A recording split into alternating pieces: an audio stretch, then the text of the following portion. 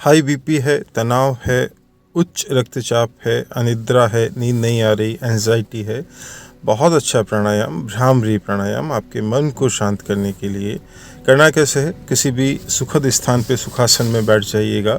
इसको या तो आप अर्ली मॉर्निंग करें या सोने के समय करें। कमर सीधी रहे, आप चाहें तो कुर्सी पे भी बैठ सकते हैं। बिल्कुल सीधे बैठें, अपने आप को प्राणायाम के लिए तैयार करें।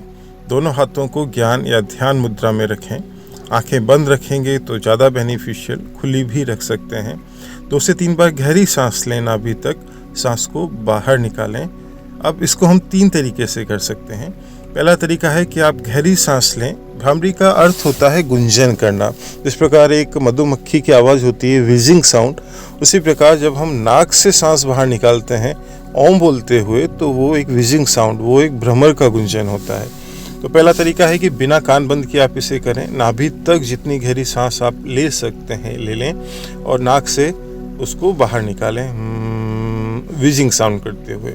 उसमें आपको एक बात ये ध्यान रखनी है कि आप अपने होंठ तो चिपका के रखेंगे, लेकिन अंदर से दांतों को भींच के नहीं रखेंगे।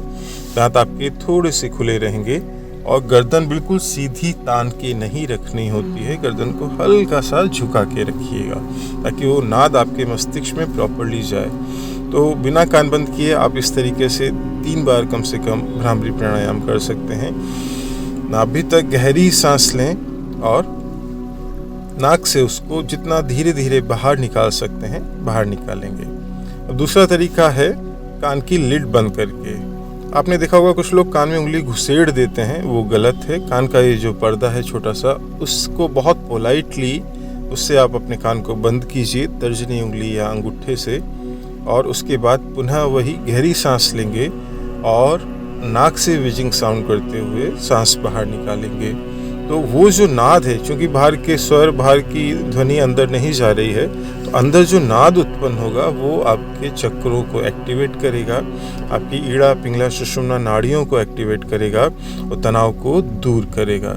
इस प्रकार एक वीणा होती है, आपका गिटार होता है, उसके तारों को जब हम झंकृत करते हैं तो एक नाद उत्पन्न होता है, एक स्वर लहरी उत्पन्न होती है। वैसा ही नाद आपके अंदर चक्रों में उत्पन्न होता है और आप मन से शांत होने लगते हैं, तनाव दूर होने लगता है, बीपी डाउन होने लगता है। इस प्रकार कान के पर्दे को बंद करके भी आप 3 बार कम से कम, 1 बार 2 बार 3 बार, जितनी आराम से आप इसे करेंगे उतना फ़ायदेमंद ही आपके लिए रहेगा।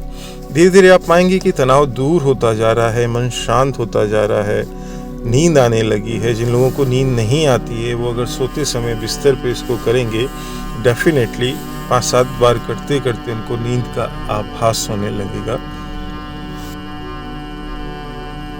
तो इस क्रिया को आप 3 बार करें, बहुत सहजता से करें, बहुत आराम से करें। कभी भी खाना खा के इसको ना करें।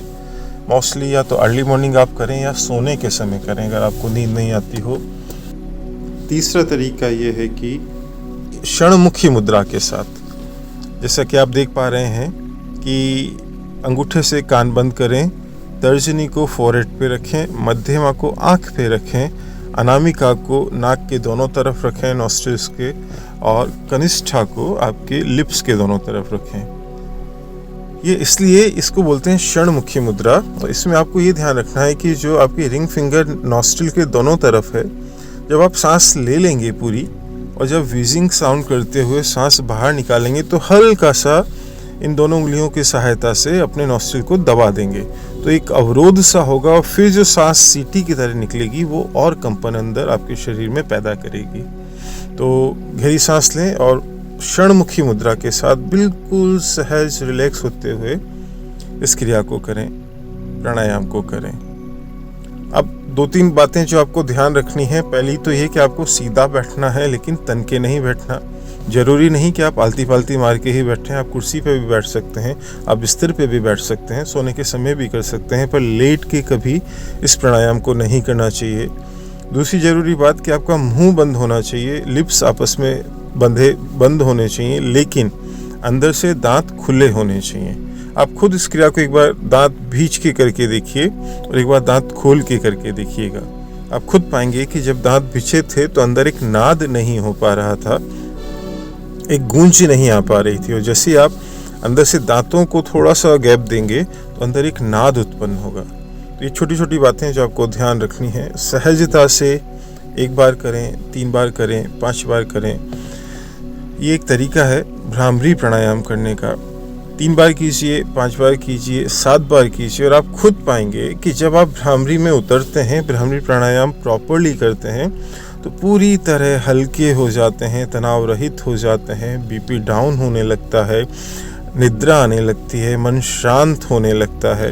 तो जब भी कभी आप एंजाइटी का, डिप्रेशन का, तनाव का, गुस्से का प्रभाव महसूस करें, आप इस प्राणायाम को कर सकते हैं।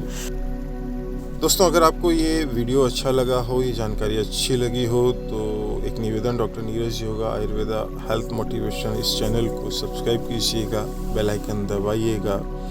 वीडियो कैसा लगा, जानकारी कैसी लगी, कमेंट करके बताइएगा और लाइक कीजिएगा और शेयर भी कर दीजिएगा। तो ऐसी अच्छे वीडियो के लिए जुड़े रहिए। मिलते हैं जल्दी और किसी अच्छे वीडियो के साथ। तब तक आप सभी को प्रणाम।